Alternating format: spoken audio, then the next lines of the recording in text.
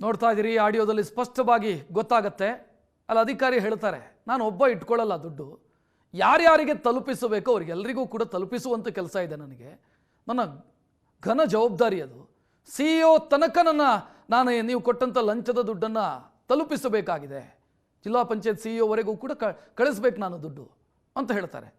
ಇದರ ಮಧ್ಯೆ ಭ್ರಷ್ಟ ಕೆಲಸ ಮಾಡಿ ಎಂಜಲು ಕಾಸಿಗೆ ಆಸೆ ಪಟ್ಟು ನಂತರ ಮಾತನಾಡೋದು ಬಡವರ ಉದ್ಧಾರದ ಮಾತು. ಎಲ್ಲ ಕಡೆ ಕ್ಯಾಂಪ್ ಮಾಡಬೇಕು, ಜನರಿಗೆ ಒಳ್ಳೆಯದಾಗಬೇಕು, ನಮ್ಮ ಉದ್ದೇಶವೇ ಬೇರೆ ಇದೆ ಅನ್ನೋ ರೀತಿ ಅಧಿಕಾರಿ ಮಾತನಾಡೋದು. ಬಳ್ಳಾರಿ ಹಾಸನ ಜಿಲ್ಲೆಯಲ್ಲಿ ಪಂಚಕರ್ಮ ಟೇಬಲ್ನಲ್ಲೂ ಅವ್ಯವಹಾರ. 1 ಲಕ್ಷ ರೂಪಾಯಿ ಟೇಬಲ್ ಅನ್ನ 4.80 ಲಕ್ಷ ರೂಪಾಯಿ ಖರೀದಿ ಮಾಡಿದ್ದಾರೆ. ಈ ಅವ್ಯವಹಾರದ ವಿಚಾರ ಕೂಡ ಬಾಯಿ ಬಿಟ್ಟಿದ್ದು ವ್ಯಾಪಾರಿನೇ. एक मिनट, वो जो परसों क्या हुआ है हमारे कमिश्नर साहब, हाँ, सभी को जम में बायर किया है। अच्छा, जम में सभी को all Karnataka district AYUSH officers are buyers in Zoom, so you put in जम एवरीथिंग सर। आप जम में चले जाओ, क्या हुआ, मैं पूरा उधर कर्नाटक आपकी मुट्ठी में होगा। मैं कल उधर ही था। हाँ। हुआ क्या आपको बता देता हूँ, मैं तो आपको कुछ छिपा के नहीं चलता। हाँ, सर। बेल्लारी ने और हसन ने, बट हाँ, don't sir. Disclose to anybody sir, आप अपने तक ही रखना ये बातें भी। यस यस मैं कमिश्नर साहब के साथ ही कल था, लंच मैंने किया उनके साथ दिन में। यस सर, वो इन्होंने एक पंचकर्मा का टेबल होता है यस सर, यस पता है। जैम के ऊपर में, वो 1,10,000 का है, उन्होंने 4,85,000 का खरीद लिया है। हाँ, कौन? उसने हासन। हसन ने और बेल्लारी ने, हाँ सर, हाँ सर, हाँ सर, दोनों जगह पंचकर्मा हॉस्पिटल है ना, हाँ सर।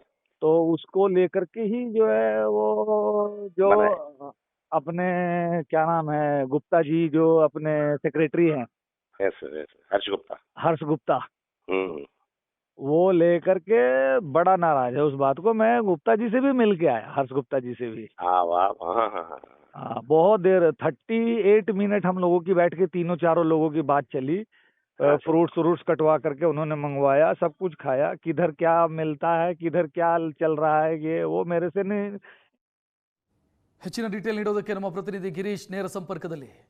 ಗಿರೀಶ್, ಔಷಧ ಖರೀದಿ ಪ್ರಕ್ರಿಯೆಯಲ್ಲಿ ಎಷ್ಟು ಎಚ್ಚರಿಕೆಯಿಂದಿದ್ರೂ ಕೂಡ ಸಾಲೋದಿಲ್ಲ.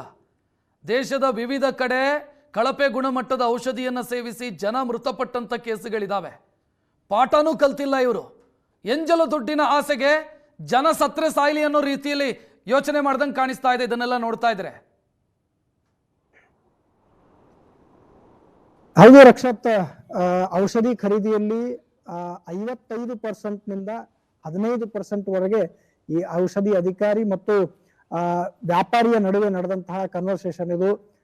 ಚೌಕಾಶಿ ನಡೆಯುತ್ತೆ, ಕೊನೆಗೆ 25%ಗೆ ಈ ಡೀಲ್ ಕುದುರುತ್ತೆ. ಈ ಮಧ್ಯೆ ಒಂದಿಷ್ಟು ಇಲಾಖೆಯಲ್ಲಿ ಆಗುವಂತಹ ಅವ್ಯವಹಾರಗಳನ್ನು ಕೂಡ ಅಧಿಕಾರಿ ಜೊತೆಗೆ ಈ ವ್ಯಾಪಾರಿ ಕೂಡ ಇಬ್ರು ಕೂಡ ಪ್ರಸ್ತಾಪ ಮಾಡಿರ್ತಕ್ಕಂಥದ್ದು. ಹಾಸನ ಮತ್ತು ಬಳ್ಳಾರಿಯಲ್ಲಿ ಪಂಚಕರ್ಮ ಟೇಬಲ್ ನಲ್ಲಿ 1,10,000 ರೂಪಾಯಿ ಇದ್ದಂತಹ ಟೇಬಲ್ ಅನ್ನ 4,80,000 ರೂಪಾಯಿಗೆ ಖರೀದಿ ಮಾಡಿದಂತಹ ಮಾತನ್ನ ವ್ಯಾಪಾರಿ ಹೇಳಿದ್ರೆ, ಇದರಲ್ಲಿ ಔಷಧ 15% ನೀವು ಕೊಡೋದಾದ್ರೆ ಸ್ಯಾಂಪಲ್ಗಳಲ್ಲಿ ವ್ಯತ್ಯಾಸ ಆಗುತ್ತೆ, ಸ್ಯಾಂಪಲ್ ಅಪ್ರೂವಲ್ ಆಗಲ್ಲ. ಸ್ಯಾಂಪಲ್ ನ ಕೊಡುವಂತಹ ಸಂದರ್ಭದಲ್ಲಿ ಕಂಪನಿಯಿಂದ ಪ್ರತ್ಯೇಕ ಸ್ಯಾಂಪಲ್ ಗಳನ್ನ ತೆಗೆದುಕೊಂಡು ಅದನ್ನ ಟೆಸ್ಟಿಗೆ ಕಳಿಸ್ತೇವೆ, ನೀವು ಕೊಡಿಸಂತಹ ಕಳಪೆ ಮಟ್ಟದ ಸ್ಯಾಂಪಲ್ ಅನ್ನ ಕಳಿಸಿದ್ರೆ ಅದು ರಿಜೆಕ್ಟ್ ಆಗುತ್ತೆ. ಹೀಗಾಗಿ 30% ಕೊಡ್ರಿ ಅನ್ನೋ ಬೇಡಿಕೆಯನ್ನ ಅಧಿಕಾರಿ ಇಟ್ಟಿರ್ತಕ್ಕಂಥದ್ದು. ಈ ಎಲ್ಲ ಕನ್ವರ್ಸೇಷನ್ ನಲ್ಲಿ ಇಲಾಖೆಯಲ್ಲಿ ಆಗುವಂತ ಭ್ರಷ್ಟಾಚಾರ ಜೊತೆಗೆ ಅಧಿಕಾರಿಗಳಿಗೆ, ಎಲ್ಲ ಹಂತದ ಅಧಿಕಾರಿಗಳಿಗೆ, ಆಯುಷ್ ಇಲಾಖೆ ಅಧಿಕಾರಿ ಆಗಿರ್ಬೋದು, CEO ವರೆಗೂ, ಜಿಲ್ಲಾ ಪಂಚಾಯಿತಿಯ CEO ವರೆಗೂ ಇದೆಲ್ಲ ಮುಟ್ಟುತ್ತೆ ಅನ್ನೋ ಮಾಹಿತಿಯನ್ನ ಕೊಡ್ತಾ ಇದ್ದಾರೆ. ಎಲ್ಲ ಪ್ರತಿ ಜಿಲ್ಲೆಯಲ್ಲೂ ಕೂಡ 15% ಅಂತೆ ಡೀಲ್ ಮುಗಿದಿದೆ. 3 ಜಿಲ್ಲೆಯಲ್ಲಿ ಮಾತ್ರ ಈ ರೀತಿ ವ್ಯತ್ಯಾಸ ಆಗ್ತಾ ಇದೆ. 30% ಅನ್ನೋ ಮಾಹಿತಿಯನ್ನ ಕೂಡ ಇಲ್ಲಿ ಹಂಚಿಕೊಂಡಿರ್ತಕ್ಕಂಥದ್ದು. ಒಟ್ಟಾರೆಯಾಗಿ ದೊಡ್ಡ ಮಟ್ಟದ ಭ್ರಷ್ಟಾಚಾರ ನಡೆದಿರುವುದು ಮೇಲ್ನೋಟಕ್ಕೆ ಕಂಡು ಬರ್ತಾ ಇದೆ. ಈ ಬಗ್ಗೆ ತನಿಖೆ ಆದಲ್ಲಿ ಮಾತ್ರ ಸತ್ಯಾಸತ್ಯತೆ ಹೊರಗೆ ಬರಲಿದೆ.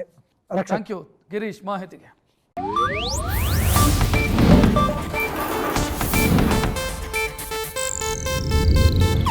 ಇದು ಏಷ್ಯಾನೆಟ್ ನ್ಯೂಸ್ ನೆಟ್ವರ್ಕ್ ಪ್ರಸ್ತುತಿ.